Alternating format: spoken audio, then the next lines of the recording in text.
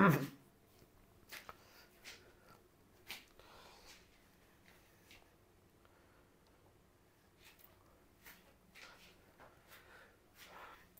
আলাইকুম। আমি doctor Sourav. HSC 26 এবং এইচএসসি 27 ব্যাচের জন্য প্রাণীবিজ্ঞান এবং উদ্ভিদ বিজ্ঞানের ডিটেইল ক্লাস নিব আর কি। আশা করি সবগুলো চ্যাপ্টারই তোমাদের একদম বেসিক থেকে ডিটেইল ক্লাসগুলো নিব, এবং এই ক্লাসগুলো নেওয়ার উদ্দেশ্য হলো যাতে বায়োলজিটা তোমাদের পড়তে খুব ইজি লাগে এবং একদম বেসিক ধরে ধরে বইয়ের লাইন ধরে ধরে পড়বো যাতে তোমাদের ইন্টারমিডিয়েট সিকিউ এবং এমসিকিউ দুইটাই কভার হয়। হ্যাঁ, তাহলে আমরা আজকে প্রাণীবিজ্ঞানের প্রথম চ্যাপ্টার শুরু করবো। ওকে, ঠিক আছে। তাহলে দেখো, আমি সবগুলোরই স্লাইড রেডি করে রাখছি, স্লাইড দেখে দেখে খুব সুন্দর করে যাতে দ্রুত শেষ করতে পারি, যেহেতু এইচএসসি 26 ব্যাচের এইচএসসি পরীক্ষার খুব বেশি সময় নাই।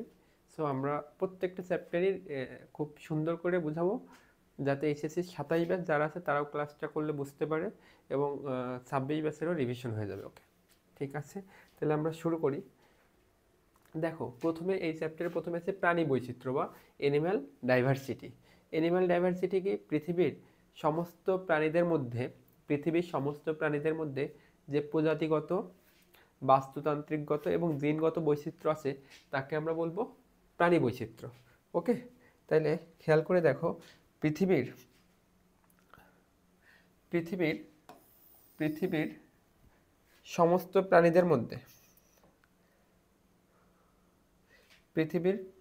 প্রাণীদের মধ্যে যে প্রজাতিগত, যে বাস্তু সংস্থানগত এবং জিনগত বৈচিত্র্য আছে, পৃথিবীর সমস্ত প্রাণীদের মধ্যে যে প্রজাতিগত, বাস্তু সংস্থানগত এবং জিনগত বৈচিত্র্য আছে তাকে আমরা কি বলবো? প্রাণী বৈচিত্র্য। এটা আমরা মনে রাখতে পারি পাবজি দিয়ে। কিভাবে মনে রাখতে পারি? পাবজি। প দিয়ে প্রজাতিগত, ব দিয়ে বাস্তু সংস্থানগত, জ দিয়ে জিনগত। তাহলে পৃথিবীর সমস্ত প্রাণীদের মধ্যে যে প্রজাতিগত, বাস্তু সংস্থানগত এবং জিনগত বৈচিত্র্য আছে তাদেরকে আমরা বলবো প্রাণী বৈচিত্র্য। এখন এই প্রাণী বৈচিত্র্যের জনককে এইটা একটু জানতে হবে। প্রাণী বৈচিত্র্যের জনক হচ্ছে উইলসন। প্রাণী বৈচিত্র্যের জনক উইলসন। হ্যাঁ, জাস্ট এমসিকিউর জন্য একটু জেনে রাখলাম প্রাণী বৈচিত্র্যের জনককে উইলসন। এবং বায়োডাইভার্সিটি এই শব্দের প্রবর্তক হচ্ছে ওয়াল্টার জি রোজেন। বায়োডাইভার্সিটি এই শব্দের প্রবর্তককে ওয়াল্টার জি রোজেন। হ্যাঁ, এখন আমরা এই প্রজাতিগত, বাস্তু সংস্থানগত আর জিনগত এই তিনটা বৈচিত্র্য নিয়ে একটু আলোচনা করতে হবে। জিনগত বৈচিত্র্য হয় একই প্রজাতির মধ্যে। হ্যাঁ, ধরো দুইটা মানুষ, তাদের মধ্যে কি সব বৈশিষ্ট্য কি সেম আছে? কিছু বৈশিষ্ট্য আলাদা আছে। হ্যাঁ, মানুষের মধ্যে, ঠিক আছে। তাহলে মানুষের মধ্যে যে বৈশিষ্ট্যগুলো আলাদা, এই বৈশিষ্ট্যের জন্য দায়ী কি? জিন। তাইলে দেখো, জিনগত বৈচিত্র্য হয় একই প্রজাতির দুইটা সদস্যদের মধ্যে কি ধরনের হয়? জিনগত বৈচিত্র্য। তাহলে জিনগত বৈচিত্র্য আন্তঃপ্রজাতিক নাকি অন্তঃপ্রজাতিক? অন্তঃপ্রজাতিক। অন্ত মানে কি? একই প্রজাতির মধ্যে। আর আন্ত মানে কি? বিভিন্ন প্রজাতির মধ্যে। বুঝছো? তাহলে এখানে দুইটা কথা তোমাকে একটু জানতে হবে, একটা হচ্ছে আন্ত। আন্ত মানে কি? আন্ত মানে হচ্ছে বিভিন্ন প্রজাতি। আন্ত মানে কি? বিভিন্ন প্রজাতি। হ্যাঁ, আন্ত মানে বিভিন্ন প্রজাতি। আর অন্ত মানে কি? অন্ত মানে হচ্ছে একই প্রজাতির। অন্ত মানে কি? অন্ত মানে একই প্রজাতি। তাহলে দেখো, তাহলে জিনগত যে বৈচিত্র্য সেটা কিন্তু তোমার সেটা কিন্তু অন্তঃপ্রজাতিক। সেটা কি প্রজাতির? অন্তঃপ্রজাতিক। মানে একই প্রজাতির দুইটা সদস্যদের মধ্যে এই জিনগত বৈচিত্র্য দেখা যায়। ওকে, আশা করি বুঝতে পারছো। এবার আসি আমরা। তাহলে দেখো, এই জিনগত বৈচিত্র্যের আসলে কারণ কি? ধরো, যদি জিনগত উপাদানের পার্থক্য কম, তার মানে সেই প্রজাতির মধ্যে জিনগত বৈচিত্র্যের পার্থক্য কম, মানে তাদের মধ্যে মিল বেশি। আর মিল বেশি মানে কি, তাদের জিনগুলো প্রায় সেম। জিন যদি প্রায় সেম হয় তাহলে রোগের প্রতি তারা বেশি সংবেদনশীল হবে। এর মানে কি, ধরো ধরো এটা একটা উদাহরণ দিয়ে বোঝানো যায়। যেমন করোনা ভাইরাস, এটা পৃথিবীর সকল মানুষকে অ্যাটাক করতে পারছে, কারণ কি মানুষের মধ্যে জিনগত মিল ছিল, জিনগত মিল ছিল। হ্যাঁ, জিনগত মিলের ফলে এবং আমাদের প্রত্যেকের শরীরেই কিন্তু তোমার এই করোনা ভাইরাসের যে রিসেপ্টর সাইট আমাদের শ্বাসনালীতে ছিল, সেটা প্রত্যেকটা মানুষের ক্ষেত্রেই ছিল। এই জন্য খুব সহজেই করোনা ভাইরাসটাকে আমাদের রেসপিরেটরি সিস্টেম বা শ্বসনতন্ত্রকে অ্যাটাক করতে পারছে। কিন্তু যদি ধরো একটা মানুষের শ্বসনতন্ত্রের রিসেপ্টরের সাথে আর একটা মানুষের শ্বসনতন্ত্রের রিসেপ্টর যদি আলাদা থাকতো, তাহলে কি আক্রমণ করতে পারতো? অবশ্যই পারতো না। বাট এই যে জিনগত বৈচিত্র্যের মিল, তার মানে একই প্রজাতির যদি জিনগত বৈচিত্র্য মিল হলে তাহলে ওই প্রজাতির সকল সদস্যই কি ওই রোগের প্রতি সংবেদনশীল হবে। মানে এখানে এই কথাটাই বলতেছে যে জিনগত উপাদানের পার্থক্য কম, মানে তাদের মধ্যে মিল বেশি। মিল বেশি মানে কি, জিন প্রায় সেম। আর জিন যদি প্রায় সেম হয় তাহলে বিভিন্ন রোগের প্রতি তারা সংবেদনশীল হবে, বা একই রোগের প্রতি তারা সংবেদনশীল হবে। ওকে, ঠিক আছে। এখন প্রজাতিগত বৈচিত্র্য। প্রজাতিগত বৈচিত্র্যের মানে কি? দেখো, প্রজাতিগত বৈচিত্র্যের মানে হচ্ছে, ধরো গরুর সাথে ছাগলের বৈশিষ্ট্যের কি মিল আছে? অবশ্যই না। কেন মিল নাই? কারণ তাদের মধ্যেও তোমার কিছু জিনগত বৈচিত্র্য কিন্তু আছে। জিনগত বৈচিত্র্য, কারণ গরুর জিনের সাথে কিন্তু ছাগলের জিনের কিন্তু মিল নাই, অবশ্যই অবশ্যই আলাদা আছে। হ্যাঁ, তাহলে এই যে প্রজাতিগত বৈচিত্র্য, এটা এটা এটা আন্তঃপ্রজাতিক নাকি অন্তঃপ্রজাতিক? এটা অবশ্যই আন্তঃপ্রজাতিক, বিভিন্ন প্রজাতির মধ্যেই তো দেখা যাচ্ছে, তাই তো? তাহলে দেখো এইখান থেকে তোমাকে কি কি জানতে হবে, যে ভিন্ন ভিন্ন প্রজাতির মধ্যে ভিন্ন ভিন্ন প্রজাতির সদস্যদের মধ্যে প্রজাতিগত বৈচিত্র্য দেখা যায়। তাহলে এটা অবশ্যই কি, এটা অবশ্যই তোমার আন্তঃপ্রজাতিক বৈচিত্র্য। তাহলে তোমাকে অবশ্যই জানতে হবে যে অন্তঃপ্রজাতিগত বৈচিত্র্য কাদের মধ্যে? জিনগত বৈচিত্র্যের মধ্যে। আর আন্তঃপ্রজাতিগত বৈচিত্র্য কাদের মধ্যে? অবশ্যই প্রজাতিগত বৈচিত্র্যের মধ্যে। বুঝছো?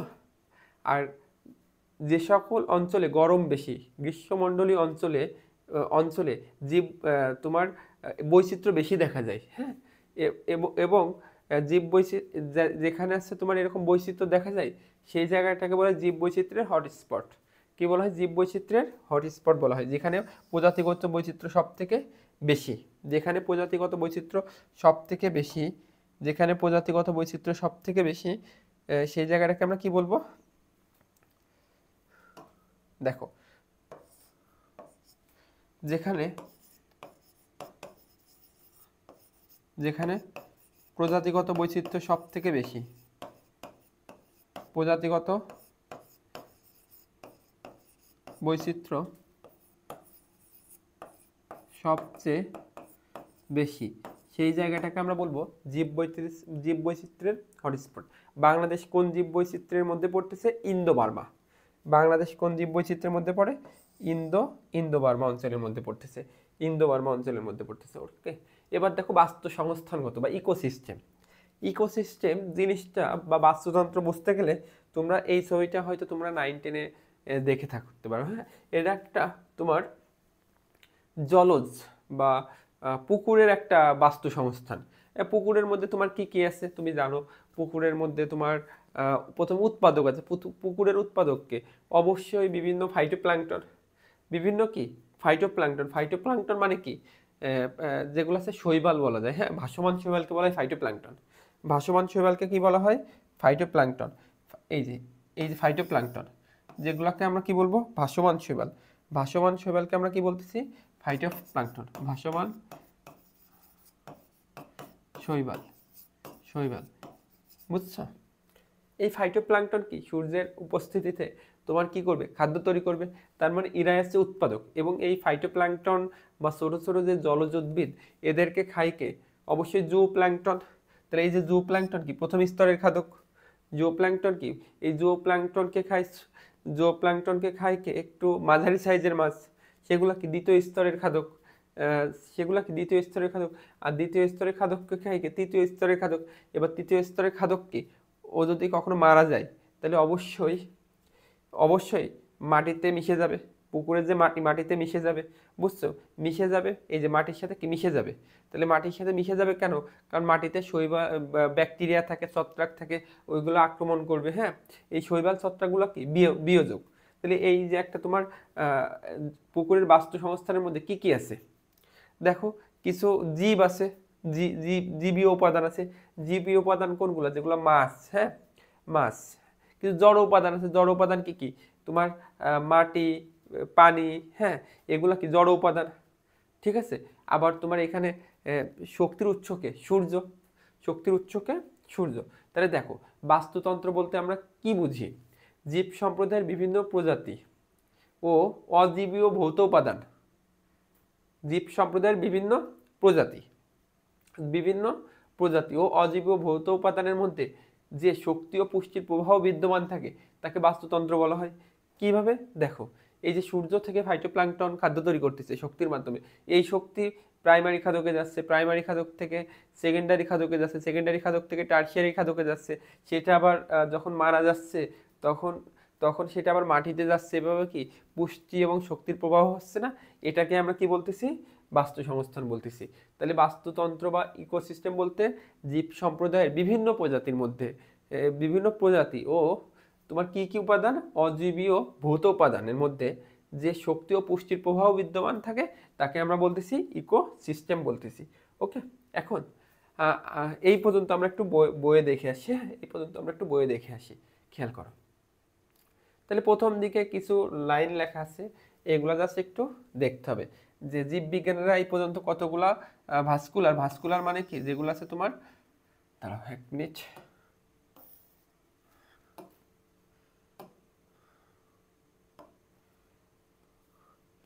জীববিজ্ঞানীরা এই পর্যন্ত কতগুলা ভাস্কুলার উদ্ভিদ দেখছে? 2,70,000 ভাস্কুলার উদ্ভিদ মানে কি?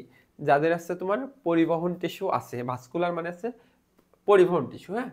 এবং 15 লক্ষেরও বেশি কি শনাক্ত করছে তোমার প্রাণী প্রজাতি শনাক্ত করছে, 15 লক্ষেরও বেশি। জাস্ট একটু দাগাই নিবা। এবার দেখো, আমরা এই জায়গাটা একটু আগেই পড়ছি, পৃথিবীর সমস্ত প্রাণীর মধ্যে যে জিনগত, প্রজাতিগত, বাস্তু সংস্থানগত ভিন্নতা দেখা যায় সেটাকে বলা হয় প্রাণী বৈচিত্র্য। এই প্রাণী বৈচিত্র্যটা তোমাকে অবশ্যই ক নাম্বারের জন্য পড়তে হবে, হ্যাঁ। যে প্রাণী বৈচিত্র্য বা অ্যানিমাল ডাইভার্সিটি বলতে কি বোঝো, এবং এটা খুব সহজে মনে রাখা যায়। খুব সহজে কিভাবে তুমি মনে রাখবা? পাবজি দিয়ে, পাবজি, পাবজি। পৃথিবীর সমস্ত প্রাণীদের মধ্যে পাবজির প ফর প্রজাতিগত, ব ফর বাস্তু সংস্থানগত, জ ফর জিনগত বৈচিত্র্য দেখা যায়, তাকে আমরা বলবো অবশ্যই প্রাণী বৈচিত্র্য বা প্রাণীর বিভিন্নতা। এবং একটু আগে আমি বলছিলাম যে জীব বৈচিত্র্যের জনক বলা হয় কাকে? উইলসনকে। জীব বৈচিত্র্যের জনক বলা হয় কাকে? জীব বৈচিত্র্যের জনক, জীব বৈচিত্র্যের জনক। এটা আমরা কাকে বলবো? উইলসনকে বলবো, উইলসনকে বলবো। জীব বৈচিত্র্যের জনক আমরা কাকে বলবো? উইলসনকে বলবো, হ্যাঁ। তাহলে এই যে প্রাণী বৈচিত্র্যের প্রকারভেদ আমরা অলরেডি পড়ছি পাবজি দিয়ে, জিনগত, প্রজাতিগত, বাস্তুতান্ত্রিকগত, হ্যাঁ।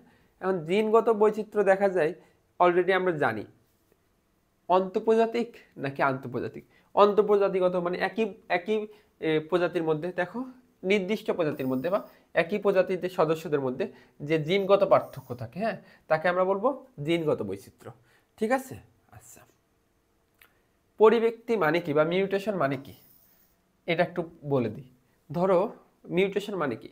তোমার বাবা মার মধ্যে যে বৈশিষ্ট্যটা আছে সেম বৈশিষ্ট্যটা কি তোমার মধ্যে আছে? কিছুটা পরিবর্তন আছে, এই যতটুকু পরিবর্তন, ওই পরিবর্তনকে আমরা বলতেছি মিউটেশন। ওই পরিবর্তনকে আমরা কি বলবো?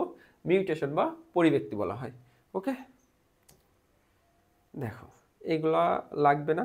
তাহলে জিনগত বৈচিত্র্য যত বেশি হবে, জিনগত বৈচিত্র্য যত বেশি হবে সে তত বেশি অভিযোজনক্ষম হবে। কারণ জিনগত বৈচিত্র্য যত কম, মানে তোমার জেনেটিক ভ্যারিয়েশন যত কম, মানে তাদের বেশি মিল বেশি। আর মিল বেশি হলে তোমার কি হবে বলো তো? রোগের প্রতি সে বেশি সংবেদনশীল হবে। তার মানে জেনেটিক ভ্যারিয়েশন যত বেশি সে তত বেশি অভিযোজনক্ষম, কারণ তার টিকে থাকার ক্ষমতাও তত বেশি, এবং রোগ জীবাণুর প্রতি সে তত কম সংবেদনশীল। এইটাও কিন্তু অলরেডি পড়ানো হয়েছে যে জিনগত বৈচিত্র্যকে, মানে জিনগত প্রজাতি, মানে জিনগত বৈচিত্র্য যত বেশি হবে সে তত বেশি অভিযোজনক্ষম এবং বেঁচে থাকা এবং বিবর্তনে সাহায্য করতে পারবে। ক্লিয়ার? প্রজাতিগত বৈচিত্র্য দেখা যায় বিভিন্ন প্রজাতির মধ্যে। এই লাইনটা তো অলরেডি পড়াইছি। বিভিন্ন প্রজাতির মধ্যে কি দেখা যাবে? প্রজাতিগত বৈচিত্র্য। এটা এইখান থেকে আর কি কি লাগবে দেখো। আচ্ছা, তোমরা তো জানো দক্ষিণ আমেরিকা মহাদেশে একটা বন আছে, অ্যামাজন বন। হ্যাঁ, এটাকে বলা হয় পৃথিবীর ফুসফুস বলা হয়। কি বলা হয়? পৃথিবীর ফুসফুস বলা হয়। কেন? কারণ পৃথিবীর বায়ুমণ্ডলে মোট অক্সিজেনের 20% তোমার ওই বন থেকে আর কি উৎপাদন হয়। ঠিক আছে, তাহলে এটা একটু লিখে রাখতে পারো। এটাকে কি বলা হয়? পৃথিবীর ফুসফুস বলা হয়। পৃথিবীর পৃথিবীর ফুসফুস বলা হয়। ফুসফুস। পৃথিবীর কি বলা হচ্ছে? ফুসফুস বলা হয়। পৃথিবীর ফুসফুস। পৃথিবীর ফুসফুস বলা হয়। ক্লিয়ার? ঠিক আছে। এখন প্রজাতিগত বৈচিত্র্য হ্রাসের কারণ কি কি আছে? কি কি কারণে প্রজাতিগত বৈচিত্র্য হ্রাস পাচ্ছে? 4টা কারণ। এই 4টা কারণকে বলা হয় এভিল কোয়াড্রেট বলে। বুঝছো? তাহলে খেয়াল করে দেখো যে বৈচিত্র্য হ্রাসের প্রধান 4টি কারণ আছে, যেগুলোকে বলা হয় এভিল কোয়াড্রেট। কোয়াড্রেট কথাটা আসছে কোয়ার্টার। কোয়ার্টার মানে হচ্ছে 4। হ্যাঁ, কোয়াড্রেট, এভিল কোয়াড্রেট। হ্যাঁ, কি কি কারণ? প্রথম আছে বহিঃপ্রজাতির অনুপ্রবেশ। বহিঃপ্রজাতির অনুপ্রবেশ। বসতি সংকোচন। বসতি সংকোচন মানে কি? তোমার বাসস্থানের অভাব আর কি। হ্যাঁ, বাসস্থানের অভাব। অতি আহরণ। অতি আহরণ আর হচ্ছে সহবিলুপ্তি। এই 4টা কারণ। তাহলে প্রথম কারণ কি? বহিঃপ্রজাতির অনুপ্রবেশ। বুঝছো? সেটা কি রকম? ধরো পৃথিবীতে যদি অন্য কোনো প্রজাতি আসে যেটা মানুষের জন্য হুমকি স্বরূপ, তাহলে মানুষ কি খুব সহজেই বিলুপ্ত হয়ে যাবে। এটাই বোঝাচ্ছে যে তোমার যে বৈচিত্র্য হ্রাস পাচ্ছে কি? বাইরের কোনো প্রজাতি অনুপ্রবেশ করতেছে। হ্যাঁ, সেই সাথে কি বাসস্থানের সংকোচন হচ্ছে। বাসস্থানের সংকোচন হলেও কি বৈচিত্র্য হ্রাস পাবে। কারণ বাসস্থান যত সংকুচিত হবে তত প্রাণীগুলা তত কি মারা যাওয়ার চান্স বেশি থাকবে। অতি আহরণ। অতি আহরণ কি জিনিস? যে তোমার কোনো কারণে তুমি বিভিন্ন যদি এই যে মাছ শিকার করা হচ্ছে, মাছ শিকার করার ফলে কি হচ্ছে? আস্তে আস্তে কি মাছগুলা বিলুপ্ত হওয়ার চান্স বেড়ে যাচ্ছে। আর কি কারণ? সহবিলুপ্তি। সহবিলুপ্তি মানে কি? ধরো কোনো এটা একটু সহজে বোঝালে বুঝতে পারবা। সাপ কাকে খায়? ব্যাঙ খায়। বুঝছো? এখন যদি ব্যাঙ কোনো কারণে যদি বিলুপ্ত হয়ে যায়, তাহলে সাপ কি খাওয়ার জন্য আর কিছু পাবে? তাহলে সাপও কি আস্তে আস্তে বিলুপ্ত হয়ে যাবে। এটাকে বলা হচ্ছে তোমার সহবিলুপ্তি। আশা করি বুঝতে পারছো যে প্রজাতিগত বৈচিত্র্যের হ্রাসের কারণ 4টা। বহিঃপ্রজাতির অনুপ্রবেশ, বাসস্থানের সংকোচন, তারপরে অতি আহরণ আর সহবিলুপ্তি। ক্লিয়ার? আর বাস্তুতান্ত্রিক বৈচিত্র্য তো আমরা অলরেডি পড়লাম আর কি। হ্যাঁ, বললাম। ঠিক আছে, তাইলে এখন আমরা প্রাণী শ্রেণীবিন্যাসের ভিত্তিটুকু পড়ব, সাথে আগের যতটুকুখানি আমরা পড়ছি একটু রিপিট করব। আমরা প্রথমে পড়লাম হচ্ছে তোমার প্রাণী বৈচিত্র্য কাকে বলে পড়লাম। প্রাণী বৈচিত্র্য বা বায়োলজিক্যাল ডাইভার্সিটি, পৃথিবীর সমস্ত প্রজাতির মধ্যে যে প্রজাতিগত বাস্তু সংস্থানগত জিনগত বৈচিত্র্য দেখা যায় তাকে বলা হয় প্রাণী বৈচিত্র্য। এই প্রাণী বৈচিত্র্য বা বায়োলজিক্যাল অ্যানিমাল ডাইভার্সিটির জনককে উইলসন। হ্যাঁ, উইলসনের জনক। তাহলে প্রজাতিগত বৈচিত্র্য দেখা যায় একই প্রজাতির মধ্যে, মানে অন্তঃপ্রজাতিগত। হ্যাঁ, এবং যাদের মধ্যে এই প্রজাতিগত বৈচিত্র্য মিল বেশি তারা কম অভিযোজনক্ষম, আর যাদের মধ্যে ভেরিয়েশনটা বেশি তারা হচ্ছে অভিযোজনক্ষম এবং তারা হচ্ছে রোগ জীবাণুর প্রতি কম সংবেদনশীল। আর তোমার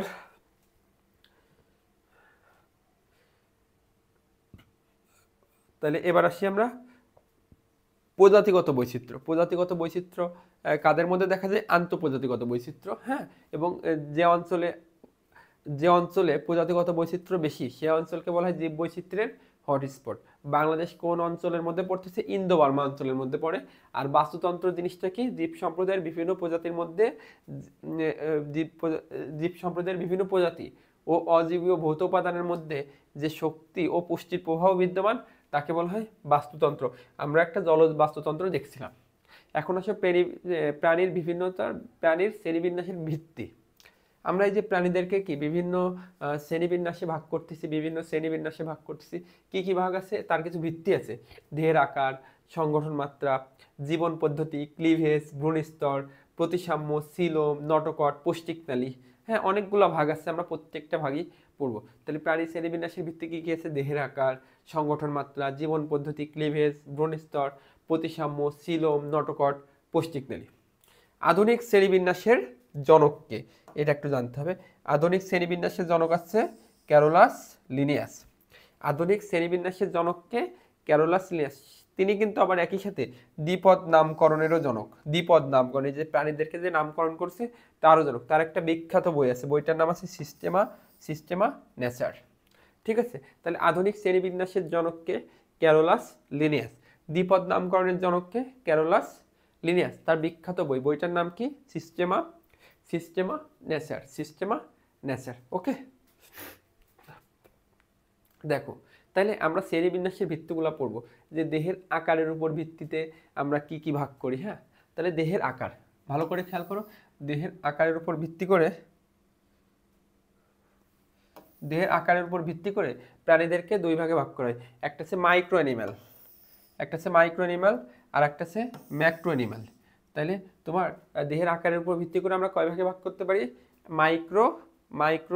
মাইক্রো অ্যানিম্যাল মানে কি? যাদেরকে দেখতে মাইক্রোস্কোপ লাগবে, মানে অনুবীক্ষণ যন্ত্র লাগবে, মাইক্রো অ্যানিম্যাল। হ্যাঁ, তাহলে আমরা দেহের আকারের উপর ভিত্তি করে কয় ভাগে ভাগ করছি? দুই ভাগে, একটা মাইক্রো অ্যানিম্যাল আর একটা ম্যাক্রো অ্যানিম্যাল। মাইক্রো মানে কি? যাদেরকে দেখতে তোমার কি লাগবে? মাইক্রোস্কোপ লাগবে, মানে এদেরকে বলে আণুবীক্ষণিক প্রাণী। আর ম্যাক্রো মানে কি? যেগুলো বড় প্রাণী, যাদেরকে দেখতে কোনো অনুবীক্ষণ যন্ত্র লাগবে না, খালি চোখে তুমি দেখতে পারবা। উদাহরণ লাগবে এখান থেকে। হ্যাঁ, যে মাইক্রো অ্যানিম্যালের আসলে উদাহরণ কি? মাছের ফুলকার প্রোটিস্টান জীবাণু। মাইক্রো অ্যানিম্যালের উদাহরণ কি? মাছের ফুলকার প্রোটিস্টান জীবাণু। বৈজ্ঞানিক নামটা লাগবে ট্রাইকোডিনা অ্যানাবাসি। তাইলে মাইক্রো অ্যানিম্যাল এর উদাহরণ কোনটা? মাছের ফুলকার প্রোটিস্টান জীবাণু। উদাহরণ কি? ট্রাইকোডিনা অ্যানাবাসি। মাছের ফুলকার প্রোটিস্টান জীবাণু, ট্রাইকোডিনা অ্যানাবাসি। আর বৃহত্তর প্রাণীর মধ্যে আছে গিনিপিগের বৈজ্ঞানিক নাম আছে কেভিয়া প্রোসেলাস। বৈজ্ঞানিক নামগুলো লাগবে, এমসিকিউতে আসতে পারে। ওকে, তাহলে দেহের আকারের উপর আমরা দুই ভাগে ভাগ করলাম। ঠিক আছে, একটা আছে মাইক্রো অ্যানিম্যাল আর একটা ম্যাক্রো অ্যানিম্যাল। মাইক্রো অ্যানিম্যাল যেটা দেখতে অনুবীক্ষণ যন্ত্র লাগবে, ম্যাক্রো যেটা দেখতে অনুবীক্ষণ যন্ত্র লাগবে না, খালি চোখে দেখা যায়। মাইক্রো অ্যানিম্যালের উদাহরণ কি? মাছের ফুলকার প্রোটিস্টান জীবাণু। বৈজ্ঞানিক নাম কি? ট্রাইকোডিনা অ্যানাবাসি। ওকে, আর বৃহত্তর প্রাণী বা ম্যাক্রো অ্যানিম্যাল কারা? ওই গিনিপিগের বৈজ্ঞানিক নাম আছে কেভিয়া প্রোসেলাস। ওকে, এখন আসি আমরা সংগঠন মাত্রার উপর ভিত্তি করে প্রাণীদেরকে ভাগ করব। সংগঠন মাত্রা কিসের ভিত্তিতে ভাগ করব? সংগঠন মাত্রার ভিত্তিতে আমরা প্রাণীদেরকে ভাগ করব। সংগঠন মাত্রার মধ্যে প্রথমে আসি কোষীয় সংগঠন মাত্রা, তারপরে আসি কোষ টিস্যু সংগঠন মাত্রা, তারপরে টিস্যু অঙ্গ সংগঠন মাত্রা, তারপরে আসি আমরা অঙ্গতন্ত্র সংগঠন মাত্রা। তাহলে সংগঠন মাত্রা ক্রমমাত্রার ভিত্তিতে কি কি ভাগ আছে? কোষীয় মাত্রা, কোষ টিস্যু অঙ্গ, অঙ্গতন্ত্র। এটা একটু তোমাকে বুঝাই। কোষ মানে কি? জীবদেহের গঠন ও কাজের একককে আমরা কি বলি? কোষ বলি। জীবদেহের গঠন ও কাজের একককে আমরা কি বলবো? কোষ বলবো। ঠিক আছে, অনেকগুলা কোষ, মানে একগুচ্ছ কোষ যখন এক উৎস থেকে সৃষ্টি হয়ে, তাহলে দেখো প্রথমে আমরা কি শিখলাম? কোষ এটা হচ্ছে জীবদেহের গঠন ও কাজের একক।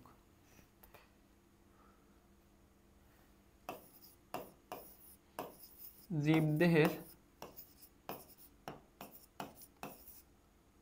গঠন ও কাজের একক। জীবদেহের গঠন ও কাজের একককে আমরা কি বলবো? কোষ বলবো। এখন একগুচ্ছ কোষ যখন এক উৎস থেকে সৃষ্টি হয়, একই ধরনের কাজ করে, তখন সেটা কি হবে? টিস্যু।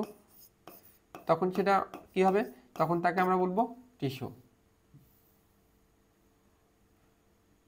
তাইলে প্রথমে আমরা পড়লাম কোষ, জীবদেহের গঠন ও কাজের একক। এবার অনেকগুলা কোষ যখন এক উৎস থেকে সৃষ্টি হয়ে একই ধরনের কাজ করবে, মানে একগুচ্ছ কোষ, আমি এখানে লিখে দিলাম, একগুচ্ছ কোষ এক উৎস থেকে সৃষ্টি হবে, এক কাজ করবে, তিনটা জিনিস, তখন তাকে আমরা বলবো টিস্যু। আবার অনেকগুলা টিস্যু মিলে কি হবে? অঙ্গ হবে। আবার অনেকগুলো অঙ্গ মিলে কি হবে? তন্ত্র হবে। তোমাদেরকে আর একটু ভালো করে বুঝালে বুঝতে পারবা। না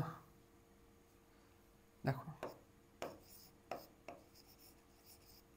দেখো অনেকগুলো টিস্যু মিলে কি হবে? অঙ্গ। যেমন আমাদের হৃৎপিণ্ড একটা অঙ্গ, হ্যাঁ, ফুসফুস একটা অঙ্গ, এগুলা কি অনেকগুলো টিস্যু মিলে তৈরি হয়েছে। ওকে। আবার ধরো কিডনি একটা অর্গান, কিডনি, তারপর ইউরিনারি ব্লাডার একটা অর্গান, অনেকগুলো অর্গান মিলে কি আছে? তন্ত্র। যেমন কিডনি, তারপরে তোমার ইউরিনারি ব্লাডার, এগুলা মিলে কি হয়? রেনাল সিস্টেম বা রেচনতন্ত্র, হ্যাঁ, রেচনতন্ত্র তৈরি হচ্ছে। ওকে। তাহলে এখন তোমার জানতে হবে, এদের উদাহরণ লাগবে, হ্যাঁ, যে কোষীয় সংগঠন মাত্রা কোন পর্বের প্রাণী, এটা মনে রাখবা। পরিফেরা পর্বের প্রাণীরা আছে কোষীয় সংগঠন মাত্রার প্রাণী। পরিফেরা পর্বের প্রাণীরা কোন সংগঠন মাত্রার প্রাণী? কোষীয় সংগঠন মাত্রার প্রাণী। কোষ টিস্যু, এটা আছে নিডারিয়া পর্বের প্রাণী। নিডারিয়া পর্বের প্রাণীরা কি হবে? কোষ টিস্যু। তাহলে কোষীয় সংগঠন মাত্রা পরিফেরা, কোষ টিস্যু, নিডারিয়া। টিস্যু অঙ্গ, টিস্যু অঙ্গ আছে তোমার প্লাটিহেলমিনথেস। টিস্যু অঙ্গ কি হবে? Platyhelminthes, Platyhelminthes. আর অঙ্গতন্ত্র কারা হবে? নেমাটোডা থেকে কর্ডাটা পর্যন্ত। নেমাটোডা থেকে, Nematoda to Chordata, Nematoda to Chordata. বুঝছো? তাহলে কোষীয় সংগঠন মাত্রা কারা? পরিফেরা। কোষ টিস্যু, নিডারিয়া। টিস্যু অঙ্গ প্লাটিহেলমিনথেস। অঙ্গতন্ত্র নেমাটোডা টু কর্ডাটা। ওকে। তাহলে কোষ পরিফেরা, কোষ টিস্যু নিডারিয়া, টিস্যু অঙ্গ প্লাটিহেলমিনথেস, আর অঙ্গতন্ত্র নেমাটোডা টু কর্ডাটা। এটা এভাবে মনে রাখতে পারো, পরিনিপ্লানে, পরিনিপ্লানে।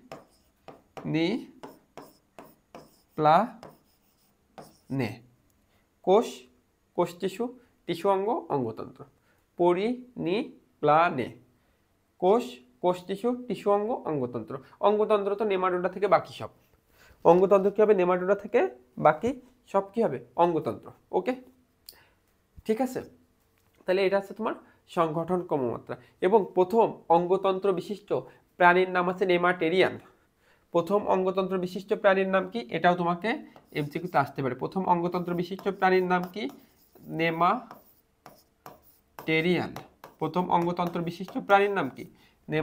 নেমাটেরিয়ান। প্রথম অঙ্গতন্ত্র বিশিষ্ট প্রাণীর নাম হচ্ছে নেমাটেরিয়ান।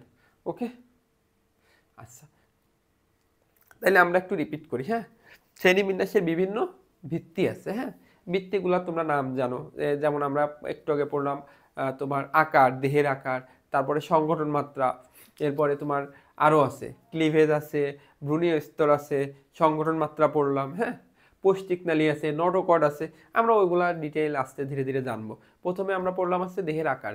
দেহের আকারের ভিত্তিতে আমরা দুই ভাগে ভাগ করছি, macro animal, micro animal. Micro মানে কি? যাদেরকে দেখতে অনুবীক্ষণ যন্ত্র লাগবে। উদাহরণ কি?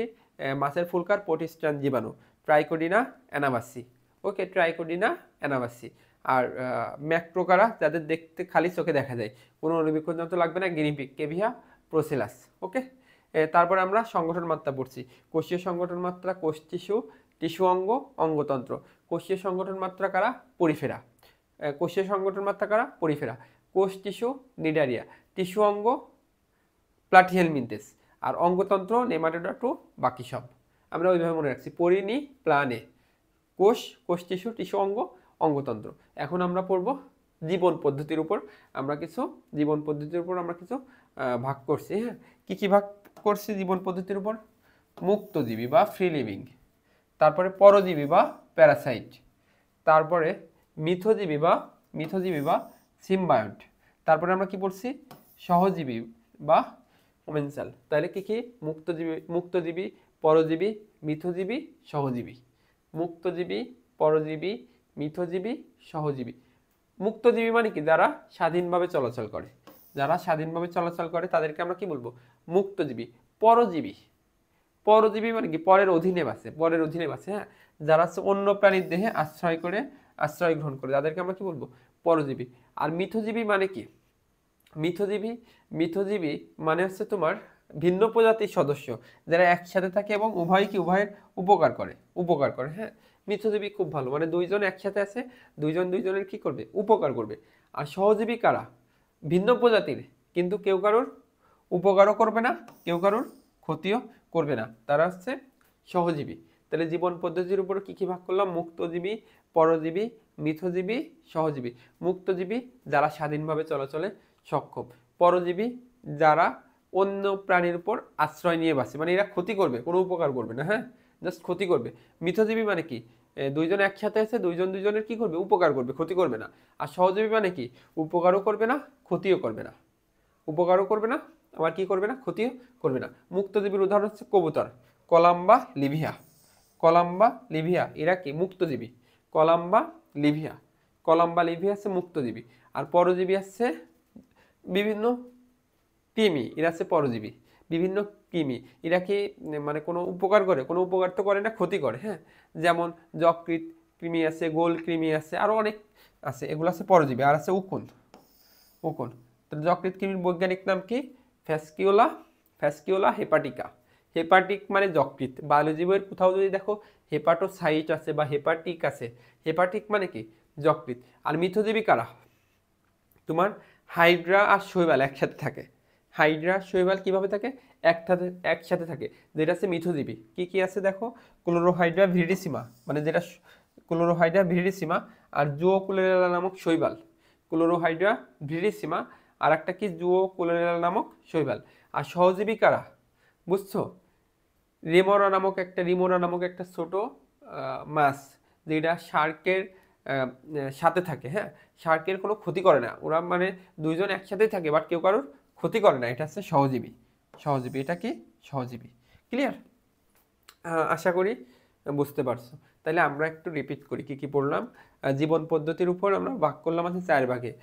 কি কি ভাগ করলাম, যে তোমার মুক্তজীবী, পরজীবী, মিথজীবী, মুক্তজীবী, পরজীবী, মিথজীবী, সহজীবী। মুক্তজীবী আছে কবুতর, কলাম্বা, লিভিয়া, মুক্তজীবী। হ্যাঁ, তারপরে আমরা কি পড়লাম বলতো, মুক্তজীবীর পরে আমরা পড়লাম মিথজীবী। মিথজীবী কারা, যারা আছে তোমার দুইজন একসাথে থাকবে এবং দুইজনের উপকার করবে, যেমন জুওকুলেরেলা নামক শৈবাল আর ক্লোরোহাইড্রা ভিরিডিসিমা মানে হাইড্রা। ওকে, আর পরজীবী পড়লাম কোনটা, পরজীবী পড়লাম আছে মাছের উকুন পড়ছি, আর আমরা কি পড়ছি তোমার উকুন, আর একটা কি, কৃমি। ওকে, আর সহজীবী মানে হচ্ছে দুইজন একসাথে আছে, কেউ কারোর উপকারও করবে না, কেউ কারোর ক্ষতিও করবে না। এটা হচ্ছে রিমোরা নামক ছোট প্রাণী বা ছোট মাছ, যেটা শার্কের সাথে থাকে, হ্যাঁ, হাঙরের সাথে থাকে। ক্লিয়ার? এবার আসো ক্লিভেজ বা সম্ভেদ। ক্লিভেজ বা সম্ভেদ, দেখো আমরা কি জানি, শুক্রাণু, এই যে একটা শুক্রাণু, হ্যাঁ, স্পার্ম, স্পার্ম, হ্যাঁ,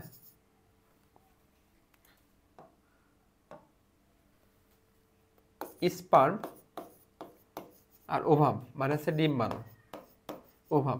শুক্রাণু আর ডিম্বাণু মিলে কি হবে, জাইগোট হবে। তাহলে শুক্রাণু আর ডিম্বাণু মিলে কি হবে, জাইগোট। জাইগোটটা কিন্তু এককোষী, জাইগোটটা কি এককোষী। হ্যাঁ, জাইগোট মানে আছে নিষিক্ত ডিম্বাণু। জাইগোট মানে কি, জাইগোট মানে হচ্ছে তোমার নিষিক্ত ডিম্বাণুকে তুমি কি বলবা, জাইগোট বলবা। নিষিক্ত ডিম্বাণুকে তুমি কি বলবা, নিষিক্ত ডিম্বাণুকে বলা হয় জাইগোট।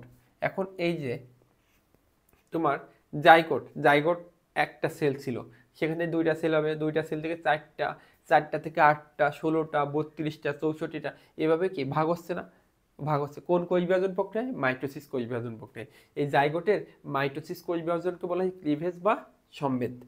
জাইগোটের মাইটোসিস কোষ বিভাজনকে কি বলা হয়, ক্লিভেজ বা সম্ভেদ। ওকে, তাহলে জাইগোটের মাইটোসিস কোষ বিভাজনকে কি বলা হয়, ক্লিভেজ বা সম্ভেদ বলা হয়। তাহলে যে প্রক্রিয়ায় এককোষী জাইগোট মাইটোসিস প্রক্রিয়ায় বহুকোষী ভ্রূণ তৈরি করে, এটা কি বহুকোষী ভ্রূণ, বুঝছো, বহুকোষী কি তৈরি করে, ভ্রূণ তৈরি করে, সেই প্রক্রিয়াকে আমরা বলবো ক্লিভেজ বা সম্ভেদ বলা হয়। সেই প্রক্রিয়াকে আমরা কি বলবো, ক্লিভেজ বা সম্ভেদ। বা সহজ ভাষায় জাইগোটের মাইটোসিস কোষ বিভাজনকে ক্লিভেজ বা সম্ভেদ বলে, একদম ছোট করে। জাইগোটের মাইটোসিস কোষ বিভাজনকে কি বলা হয়, ক্লিভেজ বা সম্ভেদ। ওকে, এখন দেখো, এখন আমরা জাইগোট মানে কি বললাম, নিষিক্ত ডিম্বাণু, নিষিক্ত ডিম্বাণু বা ডিম।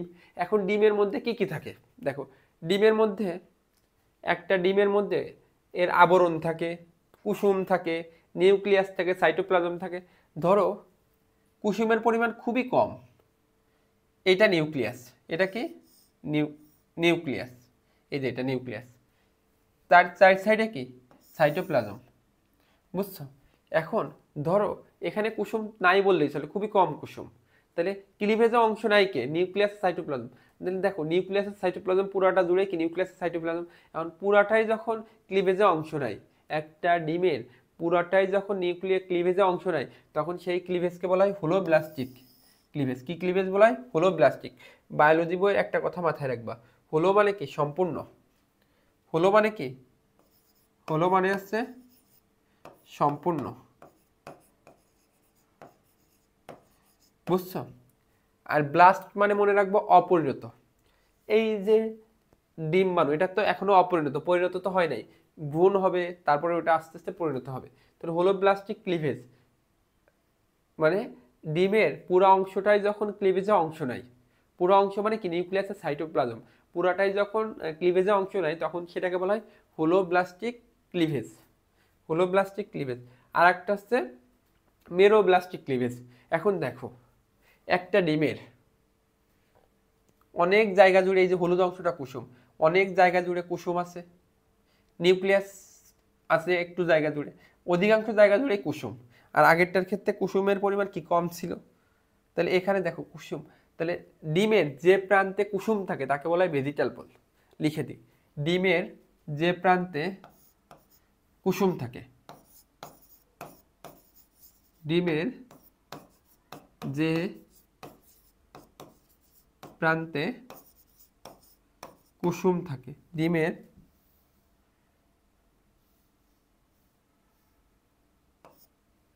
যে প্রান্তে কুসুম থাকে তাকে আমরা কি বলবো? Vegetal pole. আর ডিমের যে প্রান্তে নিউক্লিয়াস থাকে তাকে আমরা বলবো এনিম্যাল পোল। ডিমের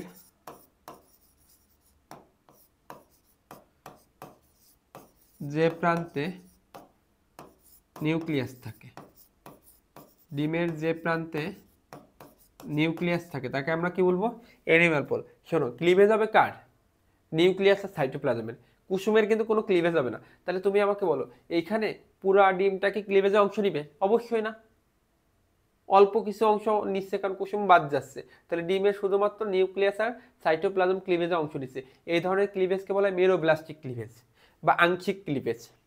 মেরোব্লাস্টিক ক্লিভেজ বা আমরা কি বলবো? আংশিক ক্লিভেজ, মানে পুরাটাই কিন্তু ক্লিভেজে অংশ নিচ্ছে না, পুরাটাই কিন্তু ক্লিভেজে অংশ নিচ্ছে না। এই ধরনের ক্লিভেজকে আমরা কি বলবো? আংশিক ক্লিভেজ বলবো, আংশিক ক্লিভেজ বলবো। ওকে, আংশিক ক্লিভেজ বলবো, আংশিক ক্লিভেজ। ক্লিয়ার? বুঝছো?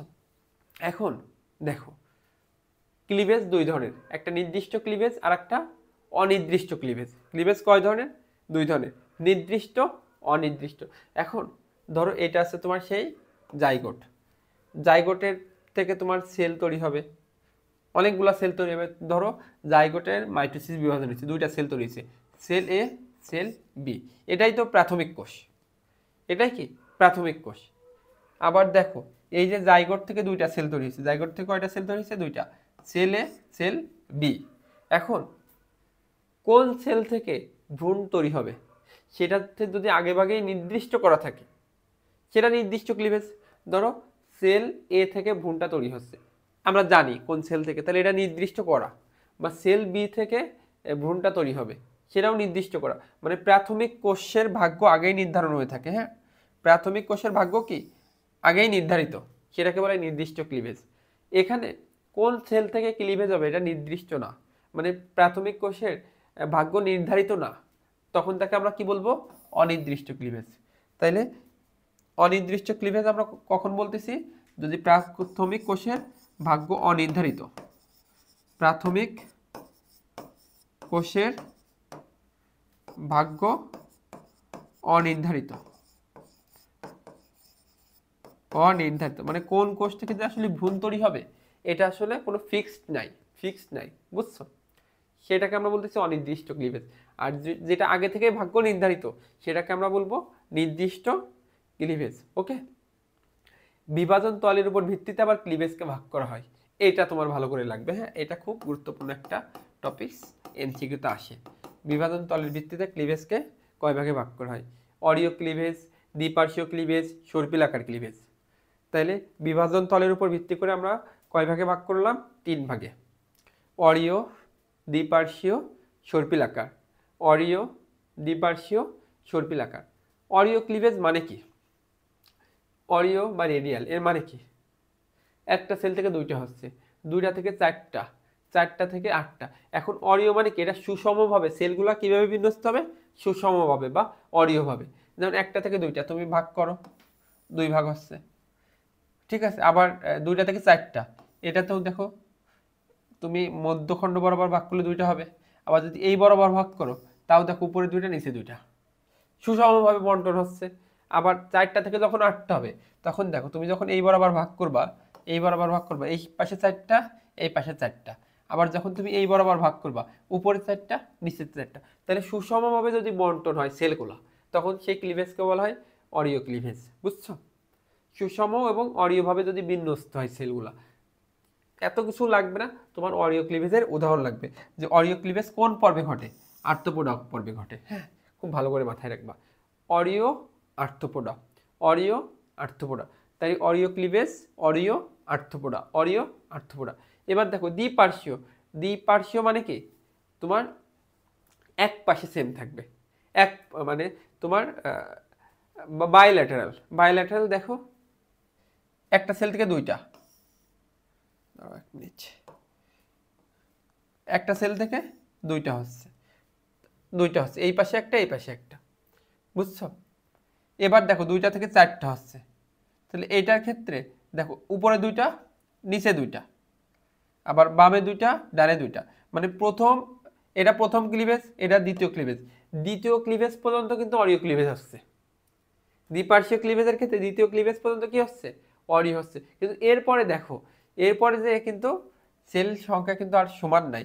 দেখো তুমি যদি এই বরাবর ভাগ করো, এই পাশে 2টা, বাট এই পাশে দেখো অনেকগুলো সেল হয়ে যাচ্ছে, তাহলে এটাকে তুমি ভাগ করবা এই বরাবর, এই বরাবর ভাগ করবা। হ্যাঁ, তাহলে তোমার মানে ঠিক থাকবে। এটাকে বলে দ্বিপার্শ্বীয়, মানে দুই পাশে আর কি সেম থাকবে, দুই পাশে। আর এখানে তো তোমার তুমি 2টা বরাবর ভাগ করতেছিলা, সবভাবে মানে সুষমভাবে বন্টন করতে পারতেছিলা, বাট এখানে কিন্তু তুমি সুষমভাবে আর বন্টন করতে পারতেছো না, ঠিক আছে? মানে এক সাইড বরাবর ভাগ করলে তখন ভাগটা সেম থাকবে। হ্যাঁ, যেমন তুমি যদি এই বরাবর ভাগ করো তখন তোমার ঠিক হবে। হ্যাঁ, ঠিক হবে। ওকে, এটাকে বলা হয় দ্বিপার্শ্বীয় ক্লিভেজ। এর উদাহরণ লাগবে, উদাহরণটা খুব গুরুত্বপূর্ণ। এটাকে বলা হয় কর্ডাটা পর্বের ক্ষেত্রে দ্বিপার্শ্বীয় ক্লিভেজ। কর্ডাটা পর্বের ক্ষেত্রে কি হবে? তাহলে অরীয় ক্লিভেজ হচ্ছে আর্থ্রোপোডা, আর দ্বিপার্শ্বীয় ক্লিভেজের উদাহরণ কি? তোমার কর্ডাটা। সর্পিলাকার, সর্পিলাকার বা স্পাইরাল, এটার ক্ষেত্রেও দেখো প্রথম ক্লিভেজ ঠিক আছে, একটা থেকে দুইটা, দুইটা থেকে 4টা, এই পর্যন্ত অরীয় ক্লিভেজ। কিন্তু তারপরে কি হবে? সাপের মতো আর কি প্যাঁচ খাবে। হ্যাঁ, যেমন এইখানে যখন 8টা হয়ে যাবে তখন এরা স্থান বিনিময় করবে, এই সেলগুলো এখানে চলে আসবে, এই সেলগুলো এখানে চলে আসবে, এই সেলগুলো এখানে চলে যাবে।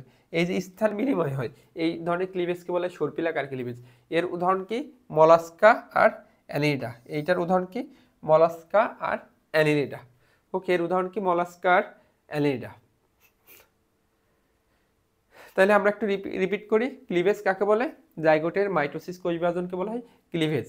এই ক্লিভেজকে আমরা বিভাজন তলের উপর কয় ভাগে ভাগ করলাম? 3 ভাগে। অরীয়, দ্বিপার্শ্বীয়, সর্পিলাকার। অরীয় ক্লিভেজের উদাহরণ কি? আর্থ্রোপোডা। দ্বিপার্শ্বীয় কর্ডাটা। আর সর্পিলাকার কি হবে?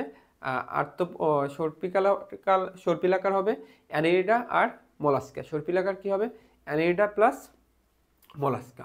ওকে, এবার আসি ভ্রূণীয় বিকাশ ক্লিভেজের ভিত্তিতে 2 ধরনের ভ্রূণের বিকাশ ঘটে। ভ্রূণীয় বিকাশ ক্লিভেজের ভিত্তিতে কয় ভাগে ঘটে? 2 ভাগে। একটা হচ্ছে প্রোটোস্টোমিয়া আর একটা হচ্ছে ডিউটারোস্টোমিয়া। প্রোটোস্টোমিয়া আর একটা কি বললাম? ডিউটারোস্টোমিয়া। প্রোটোস্টোমিয়া, আচ্ছা, অস মানে ছিদ্র। বায়োলজি বইয়ের কোথাও যদি দেখো অস কথাটা আছে, বায়োলজি বইয়ের কোথাও যদি দেখো অস কথাটা আছে, অস মানে কি, অস মানে হচ্ছে অস সমান সমান ছিদ্র। তাহলে দেখো প্রোটোস্টোমিয়া যদি ব্লাস্টোপোর মুখছিদ্রে পরিণত হয় তখন তাকে বলা হয় প্রোটোস্টোমিয়া। ব্লাস্টোপোর যদি মুখছিদ্রে পরিণত হয় তখন তাকে আমরা কি বলবো, তখন তাকে আমরা বলবো প্রোটোস্টোমিয়া বলবো। ব্লাস্টোপোর যদি মুখছিদ্রে পরিণত হয় তখন তাকে আমরা কি বলবো, প্রোটোস্টোমিয়া বলবো, ব্লাস্টোপোর যদি মুখছিদ্রে পরিণত হয়। ওকে, আর ব্লাস্টোপোর যদি পাইছিদ্রে পরিণত হয় তখন তাকে আমরা কি বলবো, আমরা বলবো ডিউটারোস্টোমিয়া। তাহলে ব্লাস্টোপোর মুখছিদ্রে পরিণত হলে তখন তাকে আমরা বলতেছি প্রোটোস্টোমিয়া। ব্লাস্টোপোর মুখছিদ্রে পরিণত হলে তখন তাকে আমরা বলবো প্রোটোস্টোমিয়া। আর যদি ব্লাস্টোপোর পাইছিদ্রে পরিণত হয় তখন তাকে আমরা কি বলবো, ডিউটারোস্টোমিয়া, ডিউটারোস্টোমিয়া। হ্যাঁ, এখন প্রোটোস্টোমিয়ার উদাহরণ কারা সেটা লাগবে, ডিউটারোস্টোমিয়ার উদাহরণ কারা। ডিউটারোস্টোমিয়ার উদাহরণ হচ্ছে একাইনোডার্মাটা আর কর্ডাটা। একাইনোডার্মাটা আর একটা কি বললাম, কর্ডাটা। Echinodermata Chordata. আর প্রোটোস্টোমিয়ার উদাহরণ হচ্ছে অ্যানেইডা, আর্থ্রোপোডা আর Mollusca. Annelida, Arthropoda, Mollusca. Annelida, Arthropoda, coelom টপিক্সটা আমরা যখন পড়বো তখন এটা পড়াই দিব, জাস্ট মনে রাখার জন্য। এই এন্টেরোসিলোমেটের উদাহরণ আর সাইজোসিলোমেটের উদাহরণ আর কি সেম, মানে প্রোটোস্টোমিয়ার সাথে সাইজোসিলোমেটের উদাহরণ সেম, আর ডিউটারোস্টোমিয়ার সাথে এন্টেরোসিলোমেটের উদাহরণ সেম। জাস্ট পড়ানোর সুবিধার্থে রাখছি, সিলোম পড়ানোর সময় এটা ক্লিয়ার হয়ে যাবে। তাইলে ভ্রূণের বিকাশ ক্লিভেজের ভিত্তিতে কয় প্রকার, দুই প্রকার, একটা হচ্ছে প্রোটোস্টোমিয়া আর একটা হচ্ছে ডিউটারোস্টোমিয়া।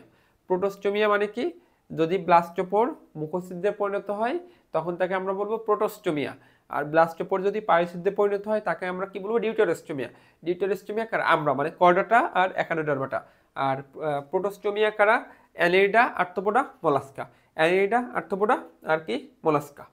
ওকে, অ্যানেইডা, আর্থ্রোপোডা আর একটা হচ্ছে তোমার মোলাস্কা। তাহলে এই পর্যন্ত আমরা একটু রিপিট করে আসি, হ্যাঁ, বা বইটা একটু দাগাই দিই। এই পর্যন্ত আমরা একটু বইয়ে কি কি আছে একটু বইটাও আমরা একটু দাগাই। আচ্ছা, তাহলে দেখো প্রথমে আছে শ্রেণীবিন্যাসের ভিত্তি। কি কি ভিত্তি আছে আমরা অলরেডি জানি, দেহের আকার, সংগঠন মাত্রা, জীবন পদ্ধতি, ক্লিভেজ, ভ্রূণের স্তর, প্রতিসাম্য, খণ্ডকায়ন, উপাঙ্গ, প্রান্তিকতা, তল, অনেকগুলো আছে, এগুলো একটু জাস্ট রিডিং দিবা। এরপরে আমরা আসি, এগুলা লাগবে যে আণুবীক্ষণিক প্রাণী। আণুবীক্ষণিক প্রাণী বা মাইক্রো অ্যানিমাল, এটার উদাহরণ কি, মাছের ফুলকা, প্রোটিস্টান জীবাণু বা ট্রাইকোডিনা অ্যানাবাসি। বৃহত্তর প্রাণী, এটা হচ্ছে গিনিপিগ, কেভিয়া প্রোসেলাস, কেভিয়া প্রোসেলাস। এবার দেখো আমরা সংগঠন মাত্রা তো অলরেডি পড়ছিলাম, কোষ, কোষ টিস্যু, টিস্যু অঙ্গ, অঙ্গতন্ত্র। পরিনি প্লানে, কোষ আছে কোষীয় সংগঠন মাত্রা পরিফেরা, কোষ টিস্যু নিডারিয়া, পরিনি প্লা তার মানে হচ্ছে টিস্যু অঙ্গ আসছে প্লাটিহেলমিনথেস, আর তোমার অঙ্গতন্ত্র নেমাটোডা থেকে বাকি সব। তাহলে দেখো কোষীয় সংগঠন মাত্রা কারা, পরিফেরা। ওকে, কোষ টিস্যু সংগঠন মাত্রা কারা, নিডারিয়া, নিডারিয়া। টিস্যু অঙ্গ কারা, তোমার প্লাটি হেলমিনথেস আছে টিস্যু অঙ্গ, প্লাটি হেলমিনথেস কি হবে, টিস্যু অঙ্গ হবে। এবার অঙ্গতন্ত্র, অঙ্গতন্ত্র দেখো নেমাটোডা থেকে শুরু করে বাকি সবাই আছে অঙ্গতন্ত্র, একটু লিখে রাখো, Nematoda to Chordata, Nematoda to Chordata, Nematoda to Chordata. আর প্রথম প্রাণী কোনটা, নেমাটেরিয়ান, পড়াইছি অলরেডি।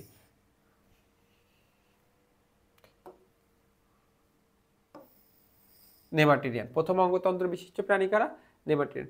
জীবন পদ্ধতি পড়ানো হয়েছিল, মুক্তজীবী, মুক্তজীবী কারা, কবুতর, কলাম্বা, লিভিয়া।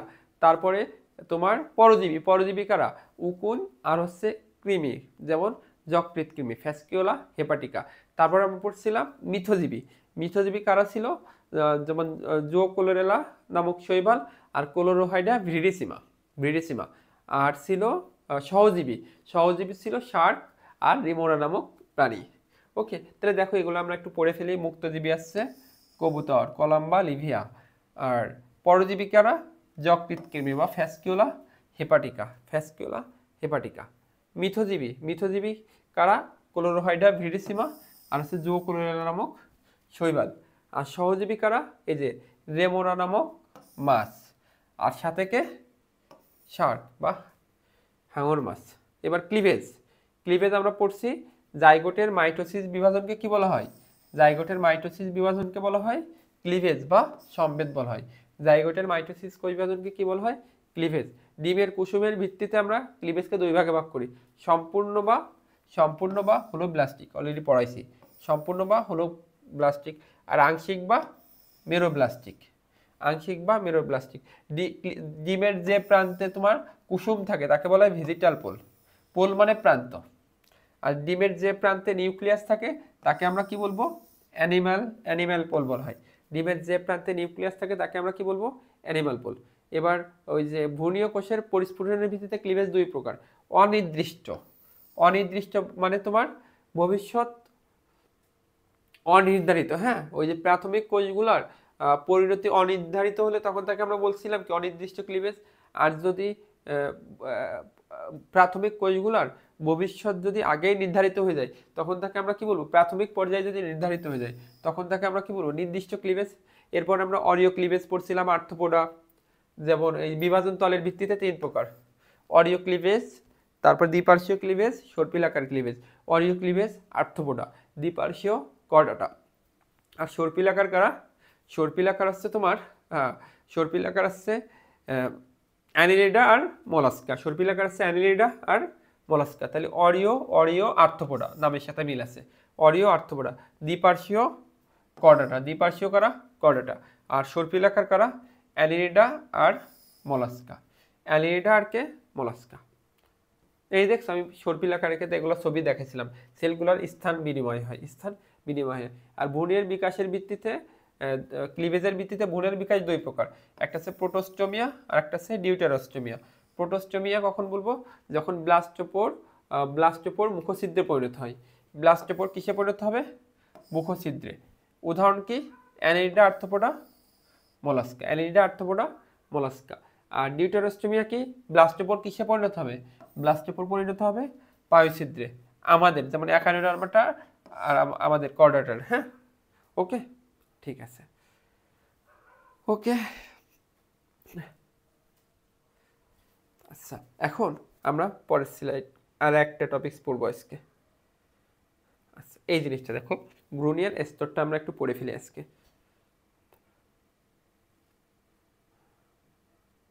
আচ্ছা, ভ্রূণের স্তরটা আমরা এখান থেকে পড়বো। দেখো, ভ্রূণের স্তর বা জার্ম লেয়ার, তাহলে এক কোষী জাইগোট, এর মাইটোসিস কোষ বিভাজন হলে দুইটা হবে, দুইটা থেকে চারটা হবে, চারটা থেকে আটটা, আটটা থেকে 16টা, অনেকগুলা সেল হবে। এই সেলগুলো যখন একসাথে একটা নিরেট গোলকপিণ্ড তৈরি করতেছে, এই কোষগুচ্ছগুলো যখন নিরেট গোলকপিণ্ডে পরিণত করে তখন সেই দশাটার নাম আছে মরুলা। ভালো করে বোঝো কিন্তু, এটা কিন্তু খুব গুরুত্বপূর্ণ যে নিরেট কোষগুচ্ছকে আমরা কি বলবো, মরুলা। তাহলে মরুলা থেকে একটা লাইনে তোমার মনে রাখতে হবে, নিরেট কোষগুচ্ছ, নিরেট গোলকপিণ্ড বা কোষগুচ্ছে পরিণত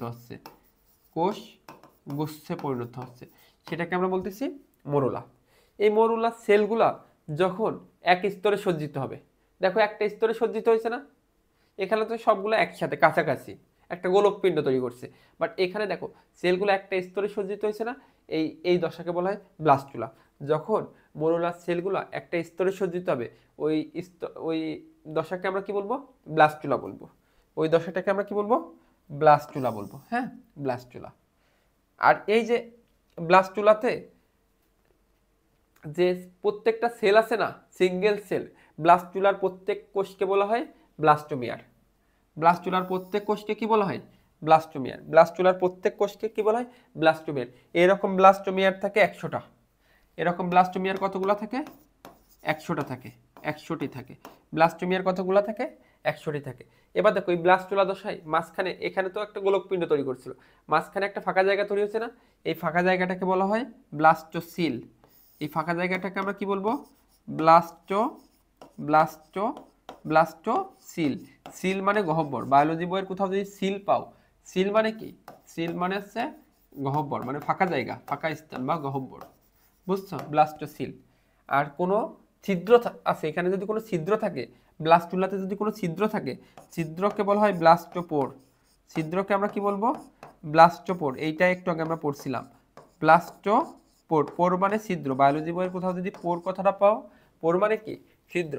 ওকে, তাহলে আমরা পড়লাম তোমার জাইগোট এর মাইটোসিস কোষ বিভাজন হবে, যেটাকে ক্লিভেজ বা সমবেত বলা হয়। এখানে একটা থেকে দুইটা, দুইটা থেকে চারটা, চারটা থেকে আটটা একটা কোষগুচ্ছ তৈরি করতেছে, নিরেট নিরেট গোলকপিণ্ড বা নিরেট কোষগুচ্ছ, সেটাকে আমরা বলবো মোরুলা। এবার মোরুলার সেলগুলো যখন একটা স্তরে সজ্জিত হবে, একটা স্তরে সজ্জিত হবে, ওই দশাকে বলা হয় ব্লাস্টুলা। আর ব্লাস্টুলার প্রত্যেকটা কোষকে বলা হয় ব্লাস্টোমিয়ার। ব্লাস্টোমিয়ারে কতগুলা কোষ আছে? 100টার মতো কোষ আছে। আর এই যে ব্লাস্টুলার মাঝের যে ফাঁকা স্থান, সেটাকে বলা হয় ব্লাস্টোসিল। আর ব্লাস্টুলাতে যদি কোনো ছিদ্র থাকে, সেটাকে বলা হয় ব্লাস্টোপোর। এবার এটা তো একটা স্তরে সজ্জিত হয়েছে, এবং এই ব্লাস্টুলার পরে এই স্তর একটা থেকে যদি 3টা তৈরি হতে পারে, এই কোষগুলো কতগুলো স্তরে সজ্জিত হতে পারে? 3 স্তরে সজ্জিত হতে পারে, আবার 2 স্তরে সজ্জিত হতে পারে। বুঝছো? এই যে ব্লাস্টুলার এক স্তরে সজ্জিত হলো, এক স্তরের পরে এটা 3টা স্তরে সজ্জিত হতে পারে, আবার কয়টা স্তরে সজ্জিত হতে পারে? 2টা। এই যে 3টা স্তরে সজ্জিত হওয়া বা 2টা স্তরে সজ্জিত হওয়া, এটা হয় গ্যাস্ট্রুলা দশা। কোন দশা হয়? গ্যাস্ট্রুলা দশা। মানে এটা আছে তোমার গ্যাস্ট্রুলা দশা। এখানে লিখে দিই গ্যাস্ট্রুলা দশা। এই দশাটার নাম আমরা কি বলতেছি? গ্যাস্ট্রুলা দশা। গ্যাস্ট্রুলা দশা। ওকে, এখন 3টা স্তরে সজ্জিত হলে, দেখো 1টা 2টা 3টা স্তরে সজ্জিত হলে তখন আমরা বলবো ত্রিস্তরী প্রাণী বা ট্রিপ্লো ব্লাস্টিক প্রাণী। এখানে সবার বাইরের যে লেয়ার, সেই লেয়ারকে বলা হয় এক্টোডার্ম।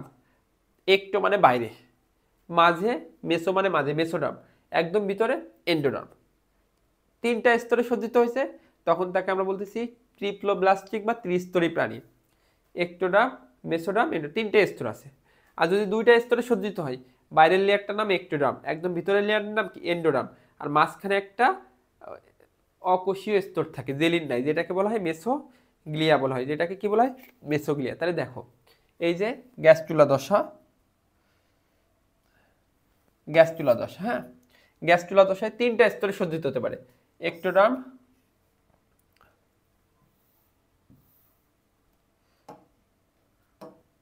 Ectoderm, mesoderm, endoderm.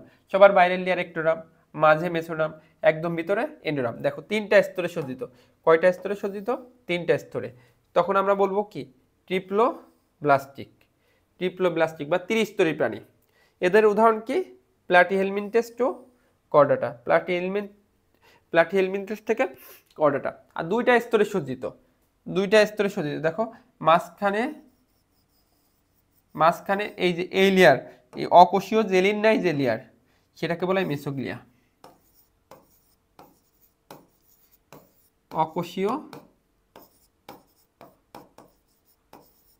অকোষীয় জেলিন নাই স্তর, অকোষীয় জেলিন নাই স্তরকে আমরা কি বলবো? মেসোগ্লিয়া বলবো। অকোষীয় জেলিন নাই স্তরকে আমরা কি বলবো? মেসোগ্লিয়া বলবো। অকোষীয় জেলিন নাই লেয়ারকে আমরা কি বলবো? মেসোগ্লিয়া। তাহলে এখানে 2টা স্তরে সজ্জিত। কয়টা স্তরে সজ্জিত? 2টা। সেটাকে বলতেছি আমরা কি? ডিপ্লোব্লাস্টিক। এরা হচ্ছে নিডারিয়া পর্বের প্রাণী। কারা দ্বিস্তরী? নিডারিয়া বা হাইড্রা। তাইলে এখন দেখো, আমি পাশে একটু, আচ্ছা দেখো এখানে লিখি, পরিফেরারা এরা এক স্তরী। পরিফেরা পর্বের প্রাণীরা কয় স্তরী? এক স্তরী। ওদের একটা স্তর, হ্যাঁ, পরিফেরা এক স্তরী। নিডারিয়া মাত্রই পড়লাম, নিডারিয়ারা কি? দ্বিস্তরী। নিডারিয়া পর্বের প্রাণীর নাম আছে হাইড্রা। নিডারিয়া কি বলতো? দ্বিস্তরী।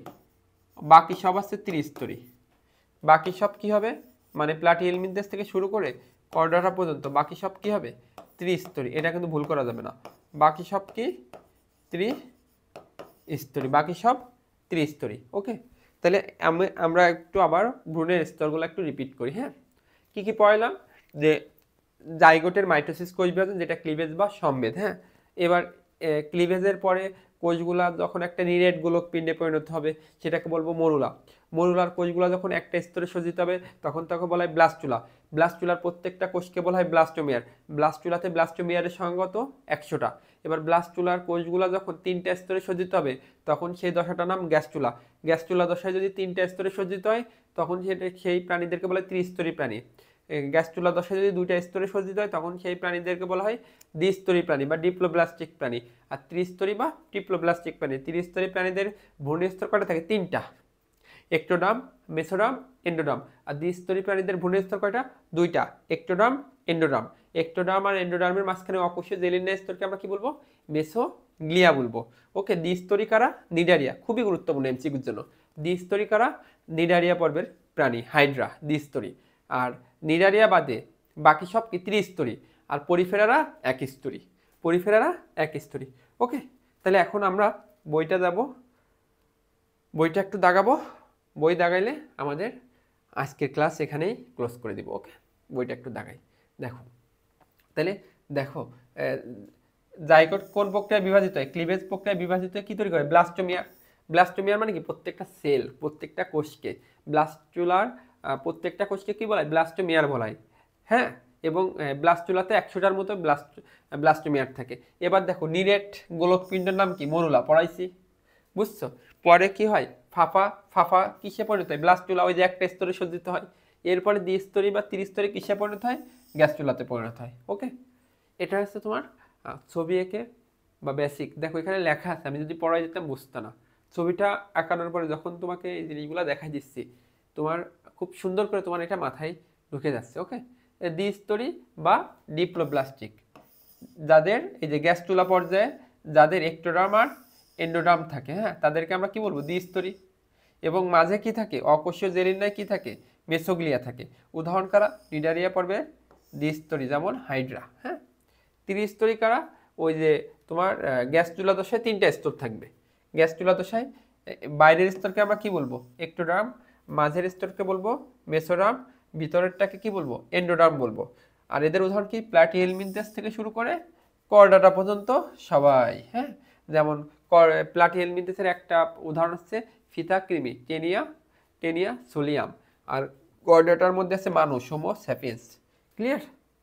এবার আর একটা টপিকস আছে, এটা পড়ায় শেষ। দ্বিস্তরী আর ত্রিস্তরী প্রাণীদের মধ্যে পার্থক্য দেখো, এটা লাগবে। দ্বিস্তরী প্রাণীদের কোষ স্তর কয়টা? 2টা, একটোডার্ম আর এন্ডোডার্ম। ত্রিস্তরী প্রাণীদের কোষ স্তর কয়টা? 3টা, একটোডার্ম, মেসোডার্ম আর এন্ডোডার্ম। মেসোগ্লিয়া দ্বিস্তরীদের থাকে, অকোষীয় জেলিন নাই। আর ত্রিস্তরীদের থাকে না। দ্বিস্তরী প্রাণীরা এদের ভ্রূণস্তর থেকে কোনো টিস্যু বা অঙ্গ গঠন করতে পারে না। হ্যাঁ, কারণ তুমি জানো নিডারিয়ার পর্বের প্রাণীরা কি তোমার কোষ টিস্যু, বুঝছো? মানে ওদের এরা খুব বেশি একটা সুগঠিত না, এই জন্য এদের কোনো টিস্যু বা অঙ্গ গঠন করতে পারে না। বাট ত্রিস্তরী প্রাণীদের মানে আরও ভালো করে বললে ওদের একটোডার্ম থেকে তৈরি হয় এপিডার্মিস। একটোডার্ম থেকে কি তৈরি হয়? এপিডার্মিস। আর এন্ডোডার্ম থেকে তৈরি হয় গ্যাস্ট্রোডার্মিস। ওদের ওই একটোডার্ম থেকে এপিডার্মিস থেকে টিস্যু তৈরি হয়, বিভিন্ন কোষ তৈরি হয়। আর গ্যাস্ট্রোডার্মিস থেকে বিভিন্ন সেল তৈরি হয়। একটোডার্ম আর এন্ডোডার্ম থেকে কিন্তু কোনো সেল তৈরি হচ্ছে না। একটোডার্ম থেকে এপিডার্মিস হবে, তারপরে সেল তৈরি হবে। আর এন্ডোডার্ম থেকে গ্যাস্ট্রোডার্মিস হবে, সেখান থেকে সেল তৈরি হবে। এটাই বুঝাইছে এখানে। ওকে, এটা তুমি নিডারিয়া পর্ব পড়লে আরও ভালো করে বুঝতে পারবা। হ্যাঁ, বা হাইড্রা টপিক্স আছে, ওখানে ভালো বুঝতে পারবা। আর ত্রিস্তরী প্রাণীদের ভ্রূণস্তর থেকে একটোডার্ম, মেসোডার্ম, এন্ডোডার্ম থেকে তোমার বিভিন্ন টিস্যু অঙ্গ তৈরি হয়। যেমন আমাদের একটোডার্ম থেকে চোখ তৈরি হয়, নার্ভাস সিস্টেম তৈরি হয়, বুঝছো? চোখ, নার্ভাস সিস্টেম, অন্তঃকর্ণ, পায়ের আবরণ, এগুলো সব একটোডার্ম থেকে তৈরি হয়। আর মেসোডার্ম থেকে দাঁতের এনামেল একটোডার্ম থেকে তৈরি হয়। মেসোডার্ম থেকে তৈরি হয় দাঁতের ডেন্টিন, তারপরে পেশিতন্ত্র, কঙ্কালতন্ত্র, রেশনতন্ত্র, হ্যাঁ, এগুলো লসিকাতন্ত্র, এগুলো সব মেসোডার্ম থেকে তৈরি হয়। আর বাকি সব কিছু আমাদের পরিপাক রিলেটেড বিভিন্ন কিছু তোমার তৈরি হবে এন্ডোডার্ম থেকে তৈরি হবে। নেমাটোসিস্ট হচ্ছে একটা সূত্রকযুক্ত থলি। সূত্রকযুক্ত কি? একটা থলি যেখানে বিষাক্ত পদার্থ থাকে। হাইড্রাতে গেলে পাবা, যেটা আছে তোমার দ্বিস্তরী প্রাণীদের থাকে বা নিডারিয়া পর্বে থাকে। আর ত্রিস্তরী প্রাণীদের এটা থাকে না, নেমাটোসিস্ট। পলিপ আর মেডুসার দশা এটাও নিডারিয়া পর্বে থাকে, বাট তোমার ত্রিস্তরী প্রাণীদের থাকে না। সিলেন্টেরন আছে পরিপাক সংবহন গহ্বর। সিল মানে কি? গহ্বর। আর এন্টেরন মানে কি? পরিপাক নালী বা পরিপাক সংবহন গহ্বর বা গ্যাস্ট্রোভাস্কুলার গহ্বর, যেটা নিডারিয়া পর্বে থাকে বা দ্বিস্তরী প্রাণীদের থাকে। আর ত্রিস্তরী প্রাণীদের এই দেহ গহ্বর থাকে না, মানে সিলেন্টেরনটা থাকে না। এই ত্রিস্তরী প্রাণীদের সিলোম থাকে। ত্রিস্তরী প্রাণীদের কি থাকে? সিলোম থাকে। তাহলে আমরা একটু রিপিট করি কি কি পড়লাম। হ্যাঁ, আমরা প্রথমে পড়লাম আছে ভ্রূণস্তর। ভ্রূণস্তর 2 ধরনের, একটা আছে দ্বিস্তরী, ত্রিস্তরী। দ্বিস্তরী যাদের একটোডার্ম আর এন্ডোডার্ম থাকে, মাঝখানে অবশ্যই জেলিনায় মেসোগ্লিয়া থাকে। উদাহরণ কি? নিডারিয়া পর্বের হাইড্রা। ত্রিস্তরী আছে প্লাটিহেলমিনথেস থেকে শুরু করে বাকি সবাই। প্লাটিহেলমিনথেসের মধ্যে আছে ফিতাকেমি, টেনিয়া, সোলিয়াম। ওদের একটোডাম, মেসোডাম, এন্ডোডাম সব কিছুই থাকে। এরপরে আমরা পার্থক্য পড়লাম। পার্থক্যটা একটু স্লাইডে যাই, দেখো দেখো তাহলে ভ্রূণীয় কোষ স্তর। দ্বিস্তরীদের কয়টা? দ্বিস্তরীদের দুইটা। ত্রিস্তরীদের কয়টা? তিনটা। মেসোগ্লিয়া দ্বিস্তরীদের থাকে, ত্রিস্তরীদের থাকে না। ভ্রূণস্তরের পরিণতি। দ্বিস্তরীদের কি ভ্রূণস্তর থেকে কি কোনো টিস্যু অঙ্গ তৈরি হবে? টিস্যু অঙ্গ তৈরি হবে না, এদের ক্ষেত্রে টিস্যু অঙ্গ তৈরি হবে। নেমাটোসিস্ট, নেমাটোসিস্ট আছে নেই, হ্যাঁ। পলিপ মেডুসা আছে নেই। এদের দেহ গহ্বরকে বলা হয় সিলেন্টেরন। এদের দেহ গহ্বরকে কি বলা হয়? সিলেন্টেরন। এদের দেহ গহ্বরকে বলা হয় সিলোম। ত্রিস্তরীদের দেহ গহ্বরকে কি বলা হয়? সিলোম বলা হয়। ওকে, ঠিক আছে।